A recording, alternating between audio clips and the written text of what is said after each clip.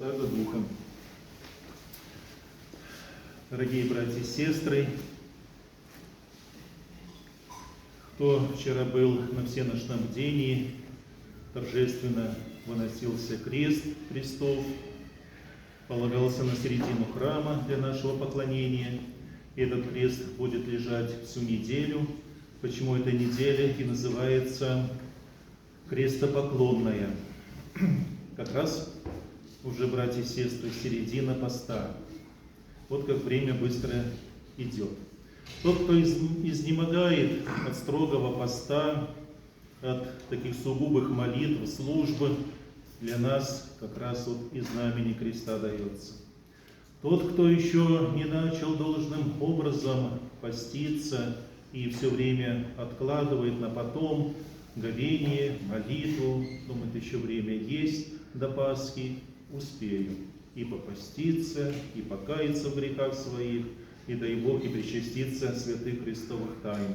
Это тоже для нас напоминание, что время быстро идет, и что ревность о Боге нужно все-таки иметь.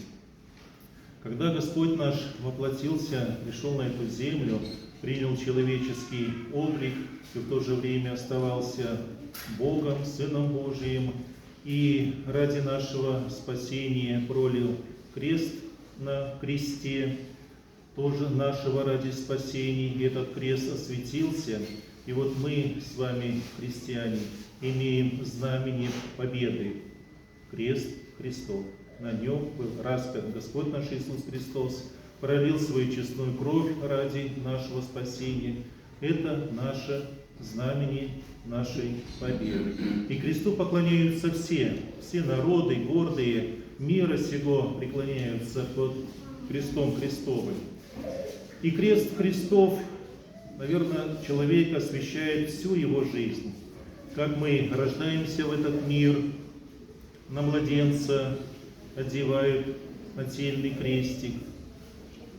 Начинаем мы день и заканчиваем день свой, вечером налагаем на себя крест. Садимся мы за трапезу и благодарим ли Господа после еды, тоже налагаем на себя крест. В комнате, в квартире у нас тоже есть висит распятие. Когда мы отойдем в жизнь вечную, наши близкие на нашей могиле поставят крест. Получается, что крест сопровождает человека, как он родился в этот мир, как мы здесь живем, как вот и по жизни крест свой несем, и страдания, и неурядицы в жизни нашей нас сопровождает крест.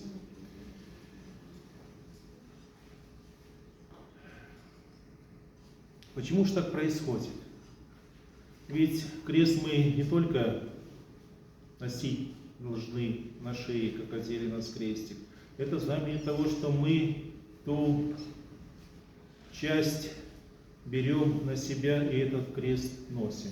Да, мы изнемогаем по жизни своей. И вот как раз посмотревший на Голгофу, на крест Христов, он нам помогает по этой жизни идти.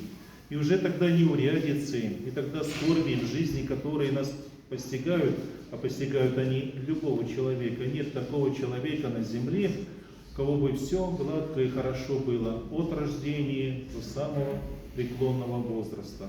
Наверное, каждый несет тяготу этой жизни. И вот как раз крест, смотря на него, он нам помогает преодолевать все эти трудности. Идти по жизни, не нам идти, а помогает нам идти по этой жизни Христос. И тогда все эти трудности мы уже не так сильно изнемогаем, потому что Господь нам помогает, Господь нас укрепляет, Господь нам дает силы преодолевать все эти печали, все эти трудности. Как-то есть такая одна притча, когда один человек очень сильно роптал и молился Богу и просил: Господи, дай мне по жизни такой крест, чтобы я мог его по силе нести. И вот его молитва была услышана, ангел к нему пришел и говорит: твоя молитва услышана, идем, выберешь себе крест. И вот они заходят в комнату, и стоят там кресты, большие, великие. И вот он среди крестов ходил, искал и нашел самый маленький крестик, как наподобие нательного крестика. И вот он говорит: вот этот крестик, скорее всего, я смогу нести. Тогда ангел ему говорит: человече, ты выбрал свой крест, который ты до этого и нес. Это нам как раз и подсказывает и говорит, что у каждого человека испытание есть в жизни. Потому что, чтобы прийти к Пасхе, как вот церковь воспевает: Христу Твоему поклоняемся, и святое воскресение Твое славим, то есть Пасхи, воскресению, мы должны пройти через Голгофу. И, наверное, у каждого человека вот это и есть Голгофа, это ношение креста, это трудности. И чтобы прийти к Пасхе, к воскресению, через крест нужно пройти, через Голгофу нужно пройти. Бросим ли мы крест, оставим ли крест, или же донесем этот крест, тогда Господь каждого человека увенчает венцом. Поэтому, дорогие братья и сестры, мы ведь христиане, каждый человек носит крест. Поэтому на шее крест нас не только должен висеть, а должен нам как раз и подсказывать и говорить, что мы люди Христовы. Ведь есть такая традиция, когда мы входим в чужую квартиру, в чужой дом, человек всегда крестится. То есть он показывает, что он пришел в гости, пришел к человеку со Христом, с добром, не с дьяволом, не со злом. Когда мы освящаем себя крестом, мы тоже говорим, что мы есть Христовы. То есть, когда мы входим в дом и видим в квартире крест, видим иконы, значит, домочадцы должны жить по заповеди, по закону Божьему. И вот, соблюдая и заповеди, и закон Божий, постараемся себя вести, как подобает христианину, как нам Христос заповедовал. То есть мы должны в этот мир нести и любовь, и правду Божью, постараться любить всех, и врагов своих прощать, и за них возносить молитвы. Аминь. Поздравляем всех вас, братья и сестры, со святым причастием.